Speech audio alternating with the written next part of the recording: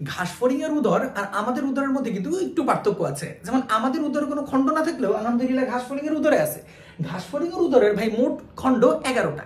এখানে একটা টপিক বারবার বারবার করে আসবে এবং তুমি ভুল করবা, সেটাই আমরা দেখাই দিব যাতে তোমাদের আর ভুল না হয়। তাহলে চলো, মোট খণ্ডক হচ্ছে ভাই ওর 11টা। ওর প্রথম খণ্ডক কোনটা? ঘাসফড়িং এর প্রথম খণ্ডক যদি চিন্তা করো, এটা খুবই ইন্টারেস্টিং। সেটা হচ্ছে এখানে টিম্প্যানাম থাকে। টিম্প্যানামের কাজ কি?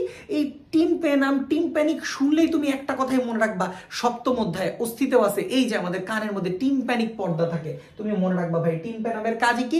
শ্রবণের সাথে সাহায্য করা। কিসে সাহায্য করা? শ্রবণ। এখন আসো, এইবার বাকি যে খণ্ডকগুলা সেগুলির মধ্যে তো আমরা আগের ভিডিওতে বলছিলাম শ্বাসরন্ধ্র থাকে, কিন্তু এইখানে মেল আর ফিমেল ঘাসফড়িং এর মধ্যে কিছু পার্থক্য আছে। পার্থক্যটা কি? ফিমেলটা আগে পড়ো, কারণ এটা বেশি ইম্পর্টেন্ট। দেখো, ফিমেলের নবম খণ্ডকটায় একটাই মাত্র ইন্টারেস্টিং পার্ট আছে, সেটার নাম হচ্ছে ওভিপোজিটর। এটা ওদের ডিম পাড়ার অঙ্গ।